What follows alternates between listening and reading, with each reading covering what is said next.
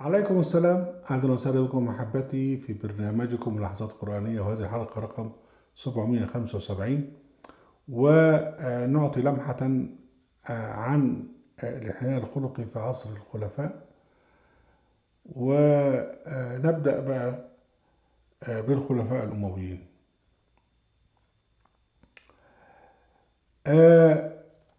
الجماعة الأمويون، يعني يزيد بن معاوية في عصره حدثت 3 فواجع: قتل الحسين،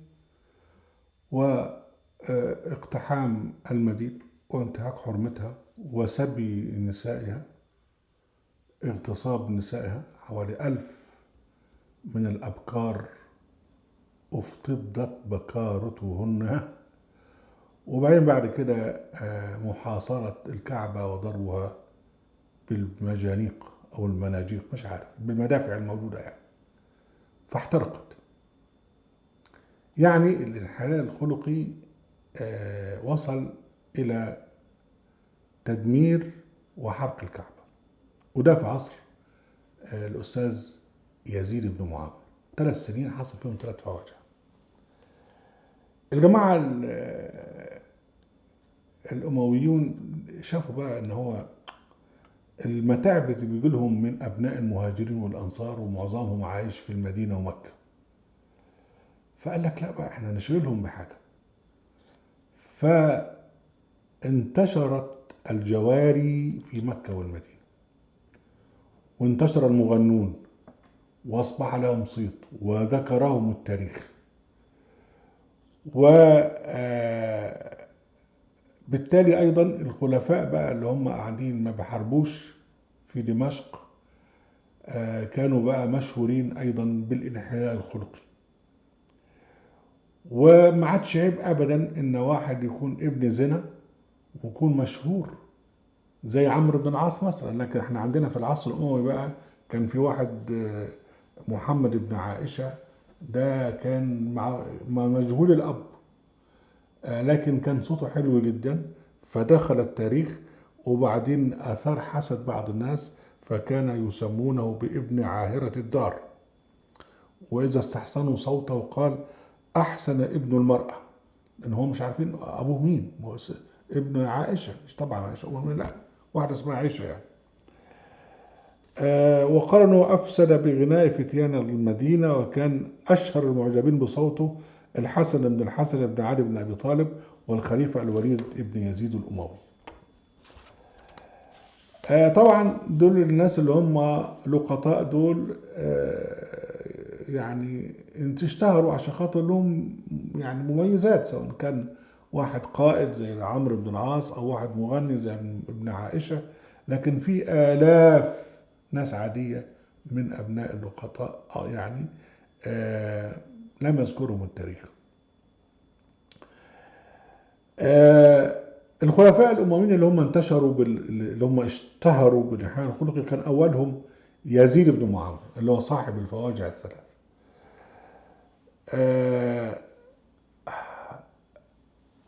لما المدينة خلعت طاعة يزيد بن معاوية، كان زعيم الثوار اسمه عبد الله بن حنظل الأنصاري خطب في قومه قبيلا مع موقعة الحرة، فهاجم يزيد وقال إن رجلا ينكح الأمهات والبنات والأخوات ويشرب الخمر ويدع الصلاة، والله لو لم يكن معي أحد من الناس لأبليت لله فيه بلاء حسنا. ده موجود في الطبقات الكبرى. يعني هو بيتهم يزيد بن معاوية بأنه هو ينكح الأمهات. الأمهات يعني إيه؟ يعني الجواري التي كنا تبعا لأبيه، والبنات اللي هم برضو بنات الجواري اللي هم كذا كذا، ويشرب الخمر ويدع الصلاة، يعني لا يصلي. آه ونفس الاتهام لما قام الجماعة القراء من أهل العراق بالثورة على الحجاج بن يوسف وعلى الأمويين، فسعيد بن جبير كان في موقع دير الجماجم، فخطب وقال للثوار قاتلوهم على جورهم في الحكم وخروجهم من الدين وإماتتهم الصلاة. الخليفة يزيد بن عبد الملك تفرغ للهو والخمر والمجون حتى مات شابا بسبب الانحلال الخلقي، إذ مات حزنا على مغنيته حبابة، ظل شاردا بجانب جثتها حتى أنتنت، فلما أرغموه على دفنها مات بعدها ب3 أيام. وبعده كان ابنه الوليد بن يزيد بن عبد الملك أكثر منه انحلالا. قال ابن كثير عنه في تاريخه إن عمه الخليفة هشام بن عبد الملك أراده أن يقلع عن الخمر ليؤهله للحكم من بعده، فجعله أميرا على الحج سنة 116، فما كان منه إلا أن أخذ معه كلاب الصيد خفية من عمه، حتى يقال أنه جعلها في صناديق. قالوا واصطنع الوليد اللي هو كان ولي العهد لهشام بن عبد الملك قبة على قدر الكعبة، ومن عزمه أن ينصب تلك القبة فوق سطح الكعبة، ويجلس هو وأصحابه هناك، واستصحب معه الخمور وآلات الملاهي وغير ذلك من المنكرات.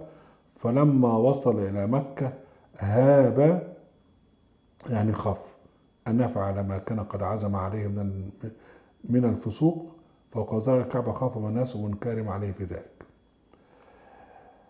هذا الوليد بعد لما مات هشام تولى الخلافة، فانطلق في مجونه للنهاية حسب ما يقول المؤرخون، وقالوا ثقل ذلك على الناس، ورماه بنو هاشم وبنو الوليد بالكفر والزندقة وغشيان أمهات أولاد أبيه وباللواط. يعني أبوه كان له جواري ومات، فهو كان يعني بيشتغل معه. وقالوا وكان هذا الرجل مجاهرا بالفواحش مصرا عليها منتهكا محارم الله عز وجل، لا يتحاشى بالمعصية، وربما اتهمه بعضهم بالزندقة والحرمان من الدين.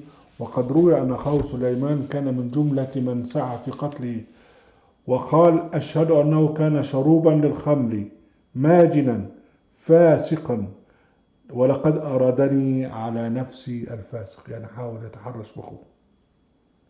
وقالوا فيه كان مشهورا بالإلحاد مشتغلا باللعب واللهو والشراب.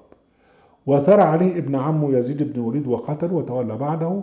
وفي أول خطبة لابن عمه يزيد بن وليد الذي قتل وتولى الخلافة قال عنه كان جبارا مستحنا للحرم، ما كان يصدقه بالكتاب ولا يؤمن بيوم الحساب. ورووا عنه أنه فتح المصحف يوما يستفتح به، يعني شوف حظه، في أول آية يقرأها فقرأ قوله تعالى واستفتحوا وخاب كل جبار عنيد، فألقى المصحف ورماه بالسهام وقال تهددني بجبار عنيد، فها أنا ذاك جبار عنيد، إذا ما جئت ربك يوم حشر فقل يا رب خرقني الوليد. طبعا مشهور بقى قصة سلمة القص وحبه بقى، اللي هو راجل كان زاهد وشاف المغنية سلامة، واحنا عملنا عنها بحث منشور في موقع أهل القرآن، وبعدين حبها جدا، وبين بعد كده الخليفة جابها وبقى عنده الخليفة حبابة وسلامة، وكان بيحبهم الاثنين، وبيشرب الخمر ويلقي بنفسه في حمام السباحة إلى آخره كما جاء في الموت. إذا كان ده حال الخلفاء الأمويين الفاسقين القرشيين، فكيف حال الناس؟ وطبعا يعني هذا الانحلال وصل إلى الحرم، لأن انتشر في مكة، و يعني ترتب عليه أن صار شيئا عاديا. وصار شيء عادي ليه؟ لأنه كان موجود قبل كده، وإذا فعلوا فاحشة قالوا وجدنا عليها آباءنا والله أمرنا بها.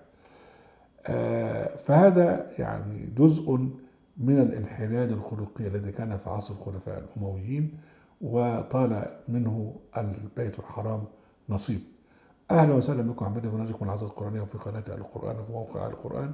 لا تنسوا المشاركة بشير ولايك، وعليكم السلام.